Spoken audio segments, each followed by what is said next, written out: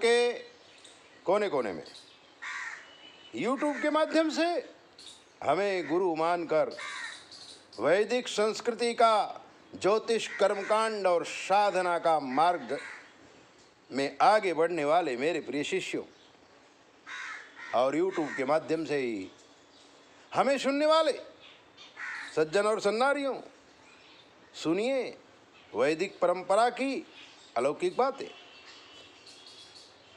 बात है मनु, शतरूपा, देवहूति और कर्दम ऋषि की। आज कर्दम ऋषि की बात बताऊंगा। मनु, शतरूपा, आदि राजा, आदि रानी, मैथुनी सृष्टि इन्हीं के द्वारा शुरू हुई। सबसे पहले सृष्टि में अगर कोई शहर बसा, कोई नगर बसा, तो वो है काशी। शिव पुराण में ऐसा उल्लेख है कि काशी नगरी बनाई गई मनुष्य सभ्यता को आगे बढ़ाने के लिए, और भगवान शंकर ने स्वयं अपने त्रिशूल में उस नगरी को धारण किया। विश्व का विनाश होता है, काशी का विनाश नहीं होता। ऐसी काशी नगरी, मनु, शतरूपा, राजा और रानी, प्रजा का संचालन। मनु महाराज को एक ही लड़की थी जिनका नाम था देवहूति। देवहूति वैदिक नारी थी, सर्वशास्त्रों का ज्ञान, सर्व विद्याओं का ज्ञान, बहुत ही विदुषी थी और स्वरूपवान भी उतनी थी। आदि पुरुष की पुत्री थी। यही वंश आगे चल के अयोध्या में रघुवंश की स्थापना हुई। इस वंश में बड़े दिव्य दिव्य राजा पैदा हुए हैं, उनका भी एक इतिहास है। मैं बात कर रहा हूं आपकी विदुषी देवहूति की। रूप, विद्या, कला, संस्कृति, ऐसी कौन सी विद्या थी जो देवहूति नहीं जानती थी? मनु, शतरूपा को चिंता थी, इतनी सुंदर और विदुषी बेटी की शादी कहां करें? जरूर विश्व के किसी कोने में इसके योग्य वर तो बनाया होगा। चलो ढूंढते हैं। विश्व भ्रमण के लिए निकले मनु और शतरूपा, देवहूति को भी साथ में लिया। भ्रमण करते हुए गुजरात के सिद्धपुर में कर्दम ऋषि के आश्रम में मनु महाराज आए। कर्दम ऋषि के आश्रम में आतिथ्य स्वीकार किया और सुबह से लेकर शाम तक कर्दम ऋषि की क्रियाएं देखी, परखा। क्योंकि कहा है गुरु करो जान के, पानी पियो छान के। जब तक किसी व्यक्ति की परीक्षा न कर लो और अंदर बैठा परमात्मा बोल न दे के सही आदमी है, तब तक लोभ में फंस के किसी के चक्कर में मत आओ। YouTube के माध्यम से बहुत घोटालेबाज आ रहे हैं। हमको फोन आते हैं ना कि उसने ऐसा ठग लिया, वैसे वैसा ठग लिया। अरे भाई, ठगने का उसका काम है। आप अपने आप को ठगने वाला क्यों बना रहे हैं? ठगाने वाले। अगर ठगने वाला है तो आप ठगाने वाला मत बनो, आपको कोई नहीं ठगेगा। ठगने वाले की गलती नहीं, गलती हमारी है जो हम ठग जाते हैं। ठगने वाला तो ठगने का काम करेगा ना, आप क्यों ठगाते? कर्दम ऋषि की जीवनचर्या देखने के बाद मनु महाराज ने सुबह यज्ञ कुंड के सामने बैठे हुए कर्दम ऋषि के चरणों में नमस्कार करके कहा कि हे ऋषिवर, मेरी पुत्री देवहूति सर्व विद्याओं में प्रवीण है, इसे मैं आपकी सेवा में कन्यादान करना चाहता हूं, आपकी पत्नी की तरह आपकी सेवा करे, ऐसी मेरी इच्छा है, आप इस कन्यादान का स्वीकार करो।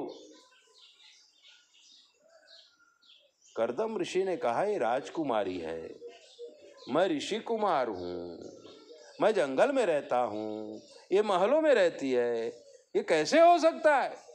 बोले नहीं महाराज, भारत की नारी में वो शक्ति है कि महलों में भी रह सकती है, जंगलों में भी रह सकती है। उसके लिए पति ब्रह्मा, पति विष्णु, पति देवो महेश्वरा, पति साक्षात परब्रह्म, तस्मै श्री पतये नमः।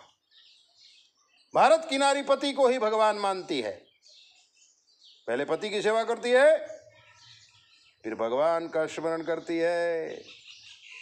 और मेरी बेटियों, मेरी बहनों, मेरी माताओं, सुनो, तुलसी की पूजा, सूर्य नारायण को अर्घ, विष्णु भगवान की सेवा,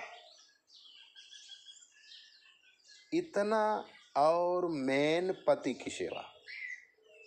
बाकी ना आपको कथा में जाने की जरूरत है, ना आपको तीर्थ यात्रा करने की जरूरत है, ना आपको अनुष्ठान करने की जरूरत है। पति को प्रसन्न रखो, पति की सर्व इच्छाएं पूर्ण करो, सुंदर भोजन बनाकर पति को भोजन कराओ। और आपका सिंबल तो मालूम है, विष्णु भगवान के पैर लक्ष्मी जी हमेशा दबाती रहती हैं, तो कभी पति देव खुश हो तो उनके पैर भी दबाओ, ये आपकी मर्जी है, पर मैं तो अपनी संस्कृति के विषय में बता रहा था, दबाओ या ना दबाओ। लेकिन पति ब्रह्मा, पति विष्णु तो मानो। देवहूति कन्यादान, मनु महाराज ने देवहूति का कन्यादान कर दिया, कर्दम ऋषि की पत्नी बन गई, आश्रम में रहने लगी। मनु और शत्रुपा वहां से विदा हो गए। कर्दम ऋषि की सेवा में देवहूति को बहुत आनंद आता था, क्योंकि पशु पक्षी थे आश्रम में, सबको दाना पानी खिलाना, नदी से पानी लाकर वृक्षों को तैयार करना, आश्रम को साफ सुफ रखना। देवहूति ने सेवा ले ली, सेवा करने लगी। और भारतवर्ष के ऋषि हमेशा साधना मार्ग में प्रवृत्त रहते थे, संशोधन मार्ग में प्रवृत्त रहते थे, क्योंकि सृष्टि को कुछ अच्छा देना ही उनका जीवन होता था। अब थोड़े दिनों तक तो देवहूति को बहुत अच्छा लगा, लेकिन जैसे जैसे समय बीता वैसे वैसे देवहूति दुखी रहने लगी। जो राजमहलों में रहती थी, पानी मांगे वहाँ दूध आता था, यहाँ तो झाड़ू खुद को लगाना पड़ता था, पशुओं को दाना देना पड़ता था, पानी पिलाना पड़ता था, नदी से पानी लाना पड़ता था, वृक्षों को सेवा करना पड़ता था। पुराने जमाने की संस्कृति, हम रोज वृक्ष की सेवा करते थे, गायों की सेवा करते थे, पशु पक्षियों को भी दाना डालते थे। ये संस्कृति, ये रिवाज था जो अभी तक भी चला आ रहा है। कुछ लोग ही करते हैं, कुछ लोग नहीं करते। लेकिन भारत की नारी विश्व को खिला के फिर खाती है। आज भी पूरे घर वालों को खिला के फिर नारी खाती है। वो तो अभागे घर हैं जिसमें नारी अपने टाइम से भोजन कर लेती है, पति घूमते फिरते रात को 11 बजे आता है, ठंडा खा के फ्रिज से निकाल के खा के सो जाता है। यही तो पाप है। अंग्रेजों ने हमें ये सिखाया है। लेकिन वैदिक संस्कृति के